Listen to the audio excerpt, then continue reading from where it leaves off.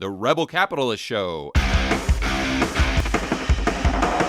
I know a lot of people are tuning into this video to hear your thoughts on what to invest in, how to set up a portfolio, what's going up, what's going down. You brought up oil before. So, and I know that's something that's really on everyone's mind. So let's start there. And I've actually got your most recent Insider Weekly report. So for those of my viewers who don't know, Chris is a hedge fund manager, but he also does fantastic research. And he's got a product called Insider. We're an affiliate. So if you want to go to georgegammon.com and check it out, it's at the resources or the recommended resources page. But I'm reading from your last Insider Weekly, which is a kind of a less dense version of Insider or Capital's Exploits Insider. And so the last one that I have in front of me, you talked about some things specific. So I want to dive into that and get your feedback on what you wrote. But starting with oil, I did, and I see that you talked about Dutch Shell, which I really want to go into. But I did a video on oil the other day where I went back like Jim Rogers and I looked at some, unfortunately, I just went back to the 1950s with the chart that I had. But I saw that when we actually had oil go down in real terms from 1950 to 1970. And then, of course, in the 1970s and 1980, it went up dramatically. But I noticed one thing that would kind of trigger the next move up from 1970 all the way to, call it, 2012 was when you would have a crash in the stock market or asset prices. So I did some reading on that. I saw a lot of experts say that's because if you have like a 60% down move in stocks or strictly financial assets, that people say, okay, I'm done with those. I want something real. I want something tangible like commodities or like oil. So the first thing I wanted to ask you is, if we assume that we're not going to all new highs in the stock market and we're going to revisit the lows because of the virus or what have you, and that asset prices are going to go down in nominal terms over the next year or 2 years, do you think that could be a catalyst to also drive commodity prices higher, more specifically oil? I'm going to take oil and put it a little bit to the side. Okay. Only insofar as oil's been through, it's what's happening right now is really unique, right? Where the Saudis and the Russians are having a fist fight and trying to gain market share in the face of a world that is not driving. So that's a truly unique setup, which we've never really seen before, to the extent where, as you know, we went negative on oil a month or so back, and you'd ask yourself, how is it possible to be negative on anything that's actually got a real, there's been that saying, a lot of gold bugs, for example, saying, gold can never go to zero, and you could say the same of beef cattle. Well, they can, right? The futures can. Even in the physical market, think about what we were talking about before with respect to farmers who their supply chain is now considered non-essential, right? So they were supplying maybe a hotel, the hotel is shut down, and so they have to slaughter their beef cattle. There's a cost to that because nobody wants it. They don't have any demand for it. There is a cost to actually, getting rid of the cattle. If they weren't going to shoot them and burn them or bury them, they would have to pay somebody to take them away. And that's essentially what's happened in the oil market. Or housing in Detroit is another good example, where at a time they were literally giving houses away. Well, how is that? Because you got to still pay the property taxes and the upkeep. And yeah. So so there is a commodities, yes, will have that sort of tangible value, but they can go negative, clearly, in certain environments. So to your point on the stock market and how things go with booms and busts there, there's there's a dynamic in terms of risk. Now, financial assets in a risk-on environment, financial assets are always wonderful to own, typically because you've got better operating margins. You want to be owning financial assets in a boom, even in a crack-up boom, which is fueled by silly money from Fed or whoever. So, and that's really one reason that I'm not prepared to be short the market. And look, the market's fantastically overvalued. I mean, we're what, a few percent off the highs, and the world's been shut down. It's absurd. But there's those other components where it could potentially be a relative basis, because everyone's going, well, hang on a second, the Fed are probably just going to do everything that they can do. They're going to bring the kitchen sink to this, and maybe they will, and probably they will. But potentially there's some period of time where the market corrects and then they come at it. Or I don't feel like I have any edge there, so I prefer not to play.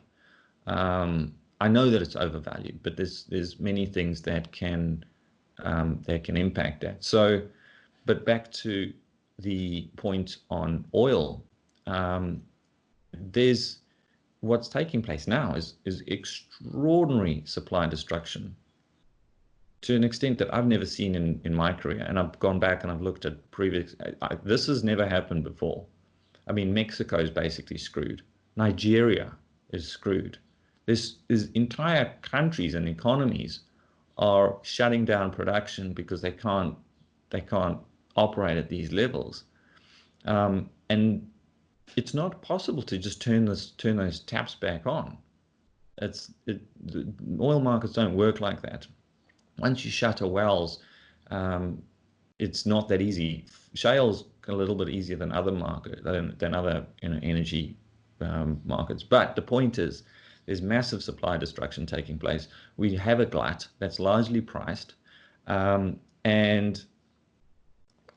so we are setting up for one of the most phenomenal oil booms I think that we're ever going to see in our lifetime. Now, that could well take quite some time, but you talk about Jim Rogers. You buy when they are giving it away. That's when you buy things, and they're giving it away. So you take a company like Royal Dutch Shell. Yeah, exactly. I mean, think about it like this. So all of that we've discussed with respect to like UBI, the debts, all of these factors. Tell me, what would you rather have in 10 years' time? You could have been paid to take a barrel of oil, or let's just make it easy. You could have bought it for $1. Would you rather have a barrel of oil in 10 years' time, or would you rather have $1? It's that simple. I know where I'm going to, lay my chips. And that's without even considering the geopolitical setup that is very, very quickly getting freaking off the rails, whereby trade agreements are being shattered, whereby supply chains are coming under pressure.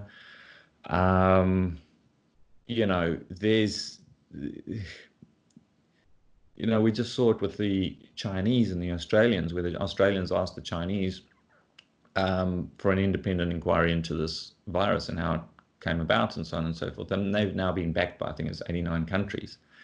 And China turned around and put an 80% tariff on barley, on Australian barley.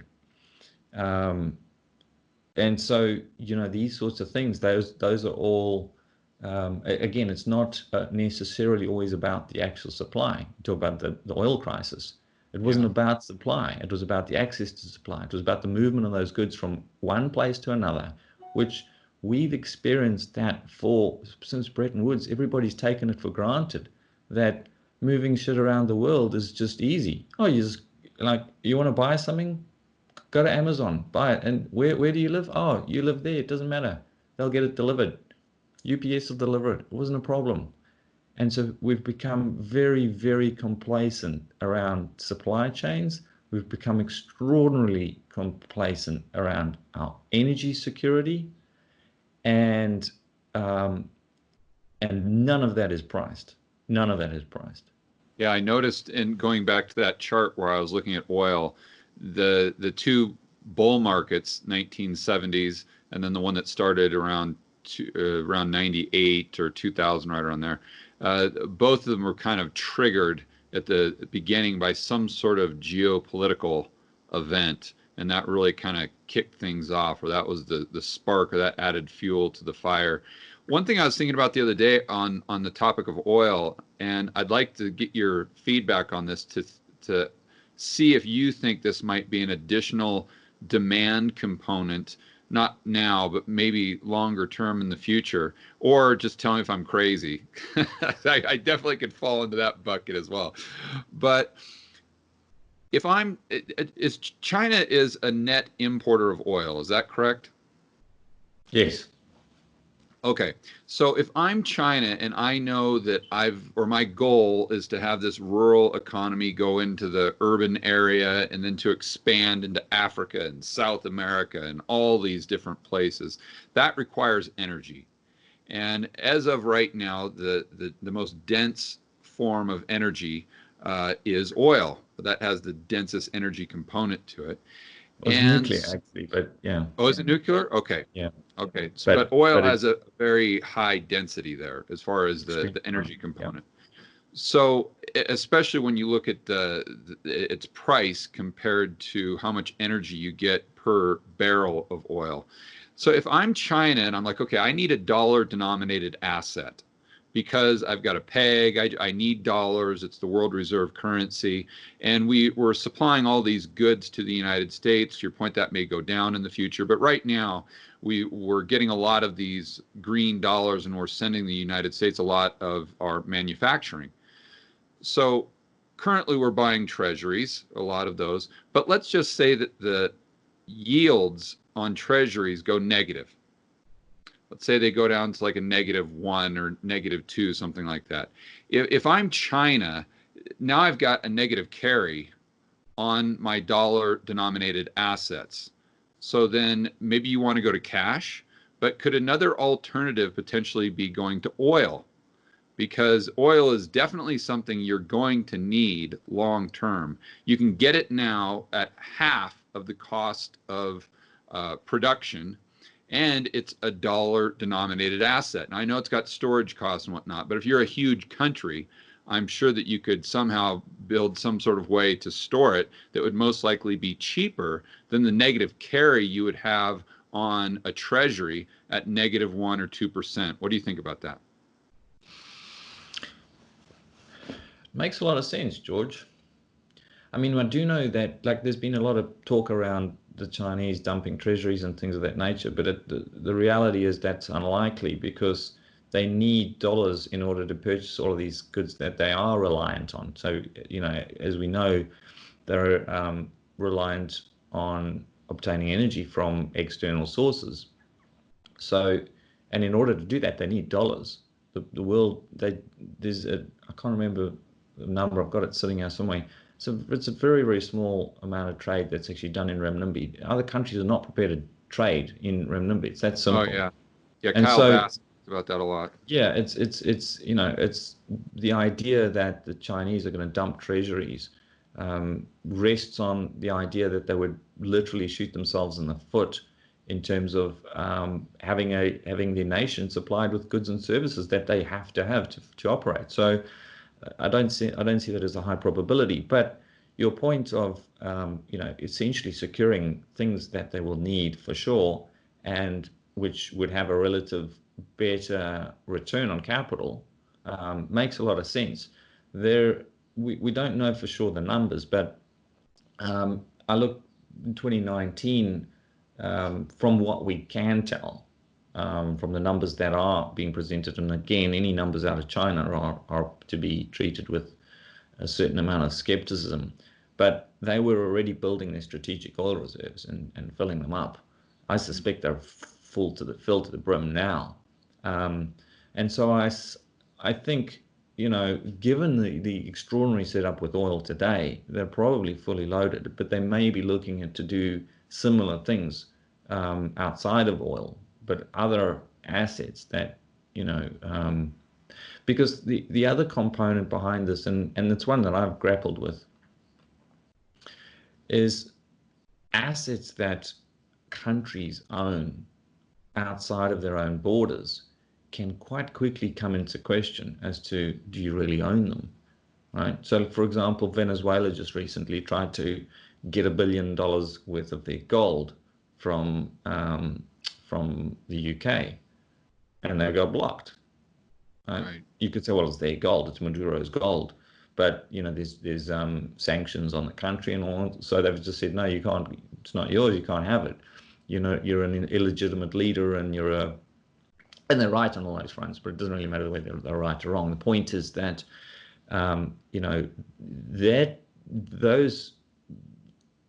that sort of world is coming at us really quickly. And so if I were China, for example, and I was looking at all these assets that are owned in other countries, given how they're now reacting, for example, to inquiries about the coronavirus and such, and they're rather belligerent. And so those can quite quickly become used as weapons, right? I mean, we saw that after 9/11, where if you were Middle Eastern money and you had it in the US, in US banks, there was a massive sucking sound coming, because a lot of those Middle Eastern investors and whoever, and some of them are probably crooks and some of them weren't, who knows, but they all pulled their money out because there was accounts being frozen, right? Which incidentally actually landed up being one of the reasons that Dubai boomed to the extent that it did, because there was all this capital influx, and Dubai is one of the places that's treated as sort of the Switzerland within the Middle East. Right. Anyway, but so there are likely to be capital flows around the world as this geopolitical tension increases, and really what you're looking at is new allies being formed, new relationships being built between countries, between industries, and it's going to be a chaotic, volatile period of time. So, but it's one that we have, and we have to deal with it. And we've got to do our damnedest at doing so. But in that kind of environment, fixed assets, things like real estate, become more problematic, right? And you're a US citizen, right? So let's say you'd bought a property in Shanghai, tit for tat, you might just find that it's not yours anymore, and you're not your government, but it doesn't matter. So those are things that I think investors are going to have to start thinking about. What about, I want to ask you on that's a very interesting take. What about if I'm a real estate investor, let's say in Los Angeles or Vancouver, Canada, even more so, and I know that the market there has been propped up by a lot of Chinese money coming in, and I hear Chris Macintosh say these things, the first thing that comes to my mind is, wait a minute, maybe the United States is going to get very defensive against China, and they're going to restrict Chinese coming in and actually buying assets. They're going to go back to, let's say, the Japanese in the 1980s coming in and buying all the stuff in New York and Pebble Beach and whatnot, and they're going to put a stop to it. Could that dampen demand in some of these areas with Chinese money coming in the real estate market just as easily? I mean, I guess my question is, could the United States do that just as easily as China could, from a standpoint of real estate or any other asset that could be owned by an individual that isn't a national? I think on a geopolitical basis, it's inevitable. I also think on a national basis, it's inevitable that some of these assets are going to be taxed. So, right. So there's a lot of different factors coming in there. So, for example, if you're in California is a good one because they're broke, right? They're going to go after anybody with money. And remember we talked about the inequality that's taking place? Think about Silicon Valley, right? So these largely have benefited in this environment relative to other states and call it economies within the states that have been shut down and told that they're non-essential, but the Zooms of the world and the tech players still can operate because they live in a virtual world. And so there's a relative discrepancy taking place there. That breeds more inequality, it breeds more social unrest and things of that nature. But then on a political front, it's easy to say, well, we've got to solve this problem. And the socialists will look at it and go, okay, well, who's got money? Again, it's not about expanding the pie. It's about saying, here's the pie. How do we divide it? Oh, those guys have got lots. They don't. We can fix that. It's like you've got kids and you chopping up a cheesecake. It's pretty fucking simple. It's like, how many are there? And it doesn't matter if Joey over there mowed the lawn and Susie didn't. It's like everyone gets the same sort of piece. And so that's, there's the geopolitical side of things. And then, of course, there's on the domestic side. And you can't really, they're all need to be considered. While that's taking place, of course, when you have things like MMT coming down the pike, which is just monetizing the debt issuance, that's going to be inflationary. So you would say, well, maybe you want to own real estate in that sort of environment. But the serviceability of it is also going to become a problem. And so, a lot of these things need to be considered. And that's where I try and look at the globe and say, on a big trend basis, what are those major trends? Is it sort of socialism? Is it Marxism? Is it some sort of authoritarian?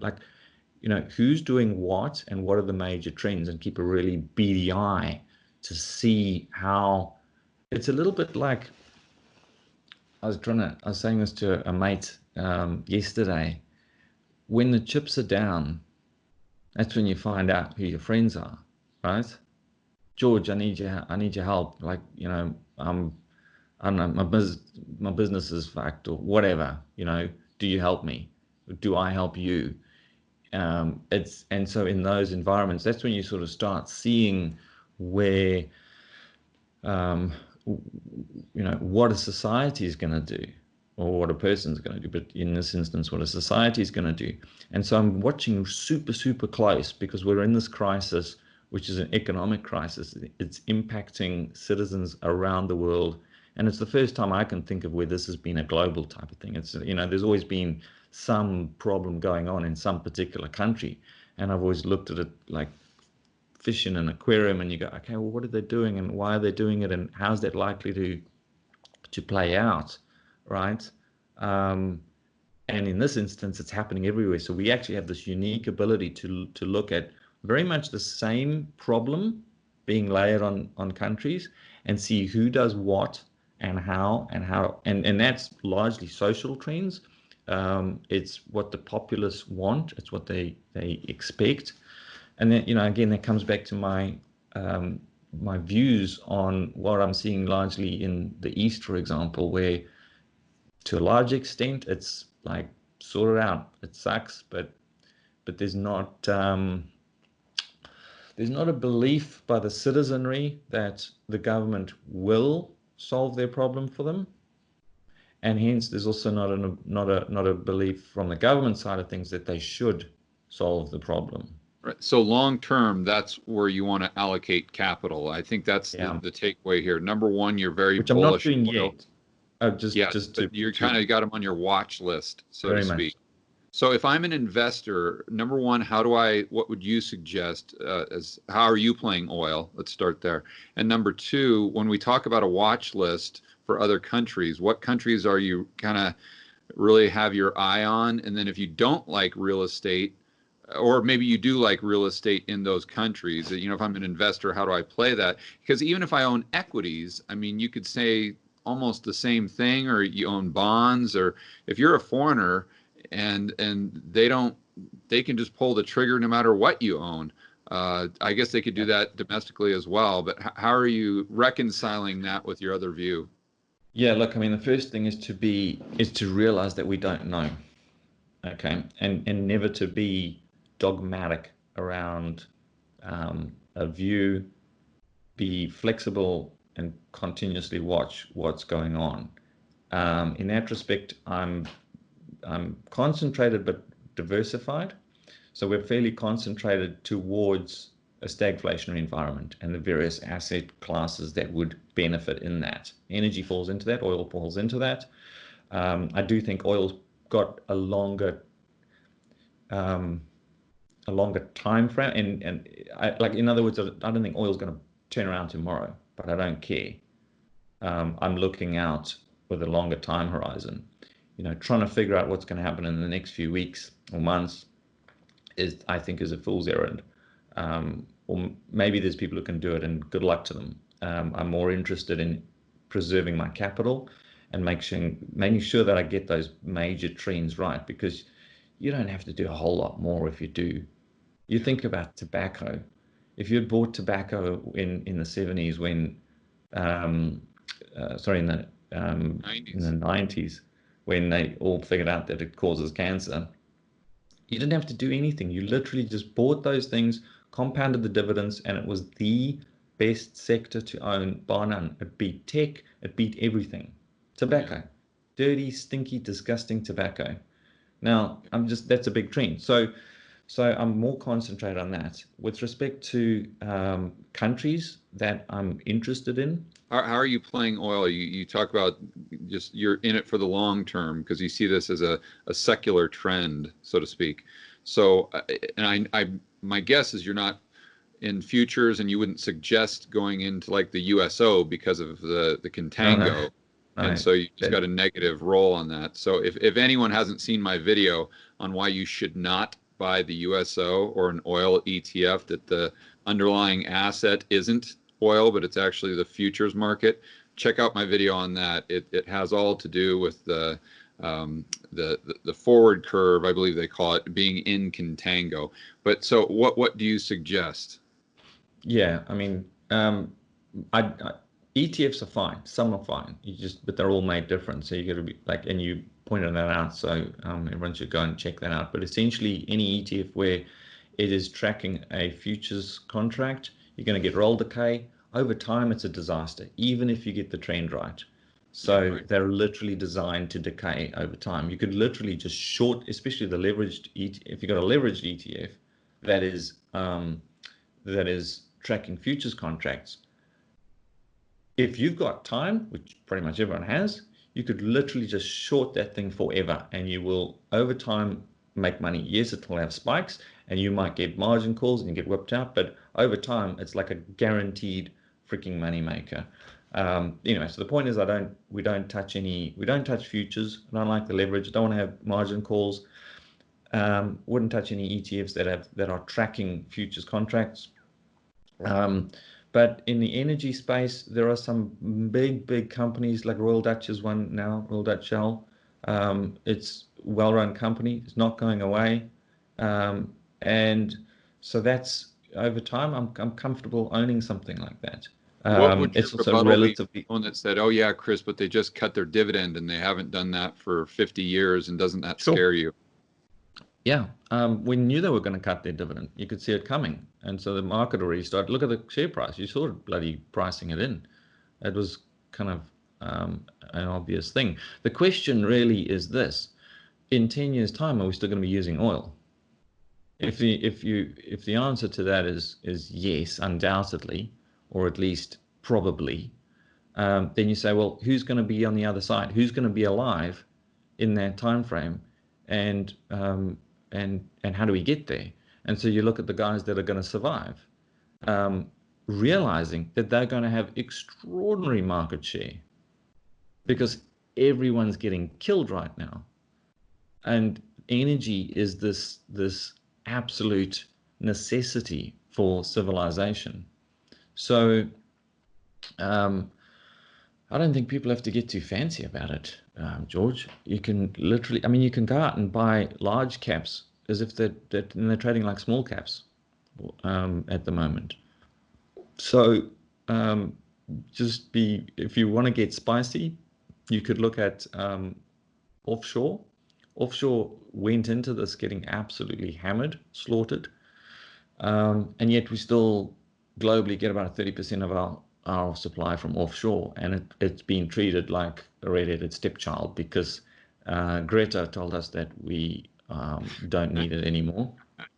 And then all the virtue signaling CEOs followed step, as did the sovereign wealth funds, and that's just one of the most unique setups I've seen in all of my career. This extraordinary shift in narrative. Now, if you go through a period of time where we have this increasing antagonism geopolitically, and you're a political leader and you don't have energy security, what are you going to do? Are you really going to be worried about Greta or some virtue signaling CEO about climate change or any of this? I doubt it. I think that change is coming and it's going to surprise the hell out of people. And so, look, in all investing is just a matter of probability. I'm not saying go and back up the truck on it. You can take a few percent of your portfolio and put it into something like that. And it makes a lot of sense to me. So on the energy side of things, I mean, and there's many things in the energy complex. Uranium's one of them that we're long. Coal, which we've spoken about before. So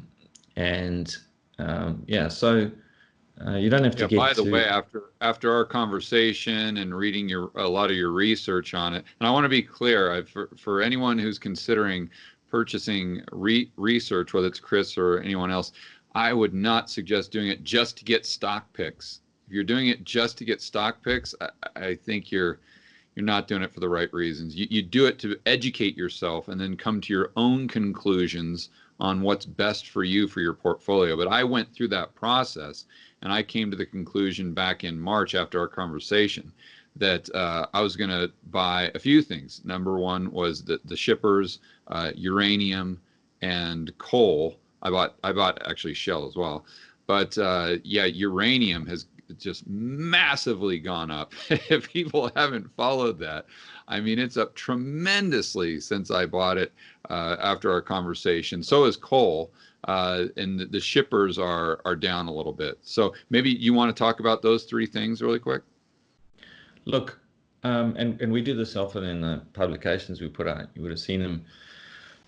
Most of these things haven't moved at all. If you look at a short-term chart on them, fine. Yeah, that's what I'm talking about. I mean, uranium is up huge, but to your point, if you look at the long-term chart, pull it out over a 10, 20, 30-year time frame and actually take a look, and you'll see that you can't even see the move on the chart. You cannot see it. It's not there. It just disappears, right? And so that context is everything.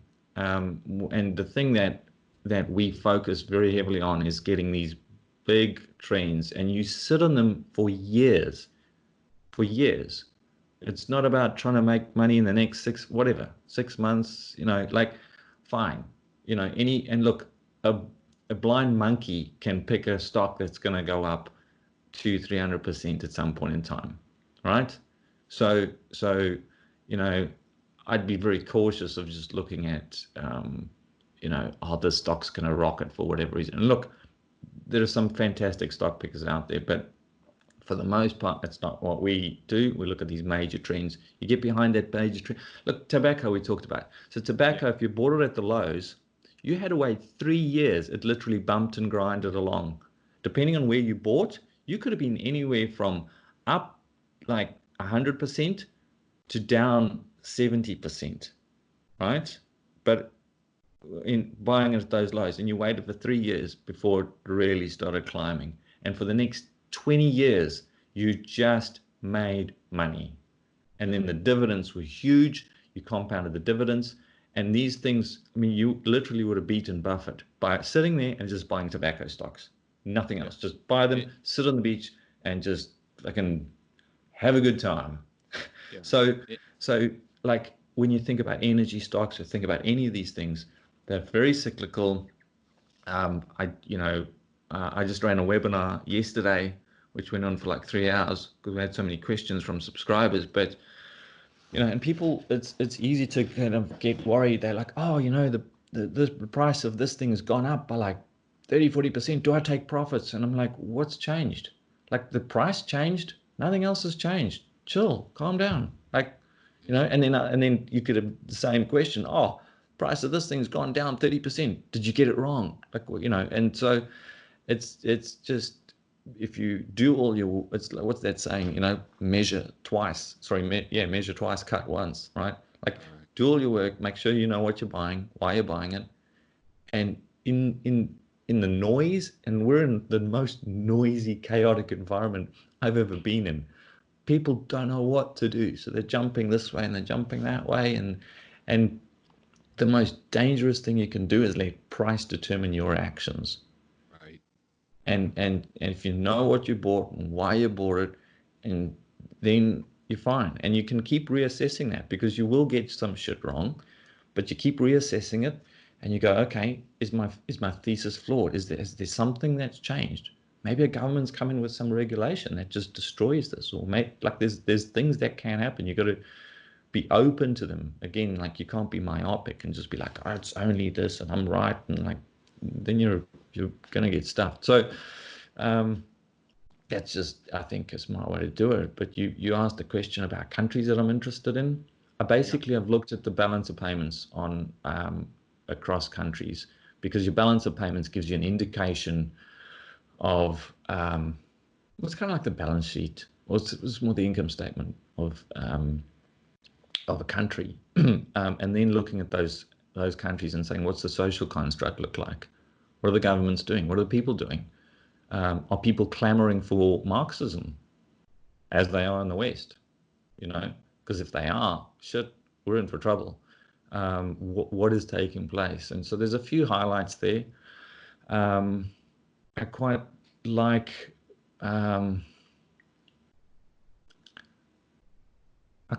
Thailand, even though it's a military dictatorship that pretends they're not. So there's a lot of political instability there, and that's something to be careful of. Vietnam is interesting as well. I mean, Taiwan's a good one. Taiwan's got a problem with China, and I don't know if you saw the news just recently of what's going on with Hong Kong and China. Like, the Chinese are very much putting pressure on there and stepping in, and there's no one really. I don't see any Western democratic country going in and stopping them at this point in time. In the chaos of anything, you'll see. It's a little bit like when you had, like, what's it, Hurricane Katrina? Was it Katrina? Yeah. And you had people looting and rioting, taking advantage of a situation. We're kind of in that world geopolitically today. And so we're seeing countries taking advantage in various shapes or forms. So it's, I think, personally for me, it's kind of a time to be liquid insofar as owning things that I can buy and sell on an exchange with fair ease and ability, being diversified, and trying to figure out where and how that dust settles, because I think there's going to be some significant bargains there. So if we get the dollar rally that I'm anticipating, then a lot of these emerging market countries, which, if they don't go down the increased debt, pay for all sorts of social, programs and so on and so forth. In other words, if they basically let the chips fall, take the pain, then I think there's going to be some fantastic opportunities there, really fantastic ones. And so I'm keeping my eye on that. In stocks and in real estate as well. Like, one of the things for me also is physically, like, I've lived in 7 different countries. I've traveled to a lot. And, you want to be somewhere that's relatively safe. Yeah. And that's increasingly of concern to me. And so, and my kids, the world that they're going to enter is very important for me. I want to make sure that we're in the right sort of spot and have options. Go back to, beginning of the century, anyone should have just moved to America. That was the move. That's what you needed to do. You know, your options and your kids' options and your grandkids' options were going to be so much better than pretty much anyone else on the planet just by doing that one thing. And I feel like we're moving into a similar stage in history. And so I want to try and make those, as best as I can, make adequate decisions there. But that's a longer term view, and it's not even so much about just trying to make money in the short term. It's kind of more important stuff. You know, do you suddenly land up living in some Marxist hellhole? It can happen. It can happen. So when you're talking about real estate, you're talking about not only maybe investing in real estate or rental properties or through a REIT or something, but you're also talking about figure out where you want to physically be with your family. Yeah, the same. And ultimately, if you get that right, it's probably a similar trade. One is to where you would physically look. If you would physically be someplace that's good for you, good for your capital, safe, economically strong, that's a perfect environment to invest in real estate anyway. Yeah, right. So, yeah. So are you looking at those same countries for the real estate and the personal component of it when you're talking about Thailand, Vietnam, Taiwan? Potentially. Yeah, I mean, so yeah, there's the physical side of things. I've lived in Thailand before, but yeah, the right now is not the time. Yeah, Right now is definitely not the time. The real estate market, for if we just took Thailand, is oversupplied. It's Vietnam is still expensive. So, but the underlying social construct of those countries is more favorable to me than many other countries around the world. That's what I'm saying. So I'm going to sit and watch them. There are other places that I'm looking at purely from an investment perspective that are very interesting to me. Dubai is one. And I've been looking at potentially setting up a fund. I was just going to be myself and some mates, and then I opened the question to subscribers, just saying, hey, this is what I'm thinking, and let me know, and if there's enough interest, then we'll just put a vehicle together to go and do it. But basically, the thesis is this: Dubai is the money center for the Middle East. It's the playground of the Middle East. It's got relative rule of law. It has favorable tax structure, and it has freehold real estate that anybody can buy. Very, very unique. Actually, anywhere in the world, quite frankly. And it is extremely tied to oil. Right now, it's absolutely being just decimated. It's the places. You're talking about the state market specifically there? Yeah. Okay. Yeah. Well, they had massive oversupply. They had something called Expo 2020, where they basically built a shit ton of apartments and everything else, expecting a massive influx, and it didn't happen. And now it's not going to happen. Is their currency pegged to the dollar? Yep. Pegged to the dollar. Yeah. AED's pegged to the dollar. And the other thing is that the country's mostly expats. There's only about 50,000 actual citizens, and there's millions of apartments and buildings and everything else. It's all expats, and all the expats are leaving or have left. So it's a real destruction, and it's. So why have they left? Because of the virus? No, because it's the oil industry. I mean, everything is synthetically off the back of the oil industry, kind of, really. And that's just being slaughtered. And so you can get prime real estate, like real, like the Burj Khalifa, which everyone knows. If you basically, look at any postcards of Dubai, it's this building, and it's Mission Impossible. Or I'm sorry, not Mission Impossible. Yeah, that's the one of those. Yeah. Yeah, I'm thinking about the tallest building there. You're talking about the hotel that's shaped like a sail right? No, no, no. So that's the Burj Dubai. The Burj Okay. Khalifa is that tall one. Okay. Yeah. Okay. Got it. Got it. Got it. Which is actually apartments. So you can buy those. You can't buy that. Well, I don't think you can buy into the hotel. It's just a hotel. That's the sale one. But and that thing's considered to be like a 7-star service for the Yeah, I've been apartments. there. It's staggering. Staggering. It's ridiculous. Which also means that the service costs on all these things are fairly high.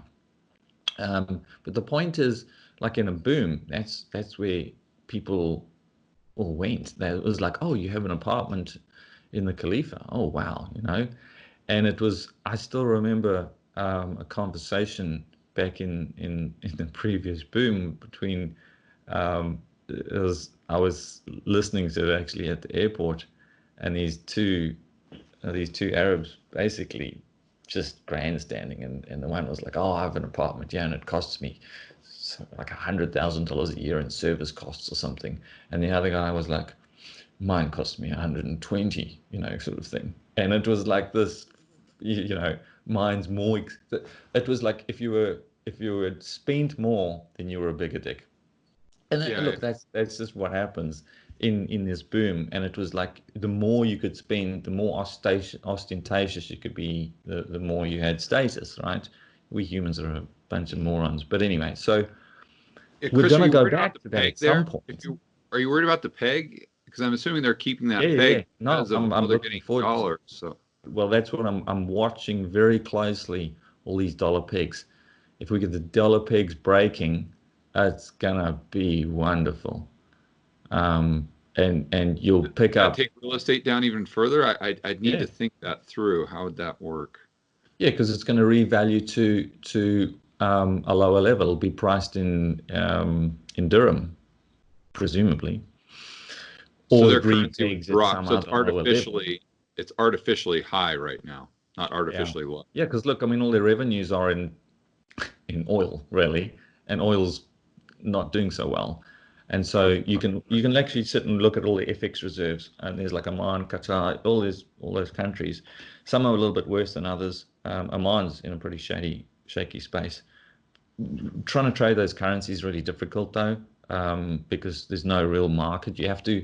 In order to get a market made, you have to go to a large bank and get a market made to structure a product to short a lot of those pegs. So you're thinking that potentially they've got an artificially high currency because of the peg. The peg breaks because they don't have the FX reserves. If it breaks, then their currency goes down relative to the dollar, which would push real estate prices up, denominated in their currency. Is that how you're seeing Yeah, it? but they'll still So, come down on a real basis. So yes, on a nominal basis, in terms of dirham, but like none of the stuff's priced in dirham anyway. It's all priced in dollars. But if it was, it still would be it would in still go dollar terms, down. it goes down. Dirham terms, it goes up. Yeah, but the dirham would be collapsing more than um, that. So let's say the dirham collapsed by, just say for shits and giggles, 80%, Right. then the price might go up by 40% in Yeah. dirham. Right. So you're still, Right. yeah. In So dollars, you're still losing. So you're waiting. Are you trying to wait for the opportunity for that to happen and then go in and buy real estate with dollars to get that 40% break on what's already super cheap because of the decimation of the oil industry, or what's your angle? pretty much. Yeah. And look, it's the best situation you can be in as an investor is one where you don't have to do anything. And if it doesn't happen, it doesn't happen. But if you get a setup where it's kind of a no-brainer, then you act on it. So again, you don't want to be in this sort of position where you go, oh yeah, this is a great idea, I'm just going to go and do it, and you start talking yourself into why it's such a wonderful idea. You just wait, just be patient, let the market tell you what you got to do. And so it's already a blood in the street scenario. It is really, really hurting. How much of the real estate prices come down there in price per square meter? Well, when I wrote a whole article about this before the coronavirus, and to give you some, so the Khalifa, which is the most expensive I could find real Yeah. estate, was cheaper than apartments in Ho Chi Minh City. And in Ho Chi Minh City, you still walk out the door and there's still sewage on the fucking footpath and big beggars and like, Yeah, you know, I can tell you, and there's that's no not sewage on the right. footpath in Dubai. That is for sure. Yeah. It was cheaper than Sydney, which is easy, cheaper than Cape Town. It was cheaper than Nigeria. Um, I'm trying to get, So in dollars, I'm guessing if that's the case, in dollars, was it around, I'd say what, 1,500, 2,000 a square meter? you Oh, hang on a second. Because you guys, yeah, yeah. I had prices in square feet, and I always oh, have to okay. try Well, and then put this that would back. be that. So that would be around 100 and call it $150 to $200 a square foot, just to make it easy. Um, I'll have to get back to you on the exact numbers, George. I don't want to give the Well, wrong that's fine. numbers, That's but that. but and right now, and so like that was shit. That was last year. I was looking at it, and I've been trying to get numbers from agents, and I've got some friends over there, um, that that are trying to get me adequate numbers, and it's really chaotic, and no one really wants to give you proper numbers. Yeah. There is a database you can pay and tap in and find where the transactions are actually taking place, but indications at this point, everyone's hanging on. Those people who can are hanging on because they're kind of on paper they've lost so much. So I'm waiting for that final capitulation, Yeah. where Right. they just like, this is just not coming back. It just, it's just not happening. And so I'm seeing, for example, with a lot of the apartments that were built for this Expo 2020, where now they're like offering free leases for 5 years and all sorts of just nonsense. Because the thing is, if you've got no one in them, right, then it's like no one wants, you don't want to walk into a place that's just a ghost town and yeah, I'll buy that. And you got no neighbors and you got no ambience, you got nothing. You're like, what the hell? So they're trying to just fill them with people, which might get some interest. But it's not working because the underlying economy is under such severe pressure. And the other component behind it is that in in the UAE, if you have debt and you don't pay it back, there's debtors jails. It's like there's not a bankruptcy process there, right?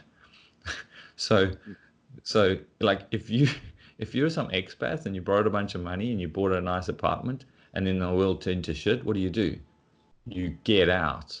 Yeah, you Like leave the you country. don't I hang didn't around. realize. I know they don't have interest, but I didn't realize they had like Yeah. debtors prison. Yeah, there's Gee. debtors. Yeah.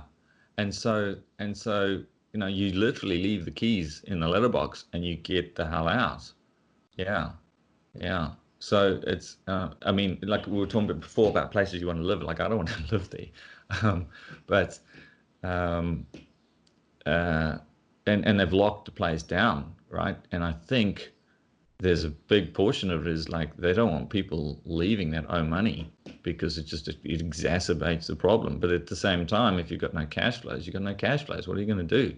So it's just a really bad situation for anyone stuck there who doesn't have cash flow and can't pay for their debts. And I don't know how it's going to be resolved, but it is a Sounds true. like a fantastic opportunity for an investor, though. I mean, that was one thing I wanted to discuss with you, just on a personal level, more of a selfish question, because I'm in Colombia and Medellin, as you know, and I've Yeah.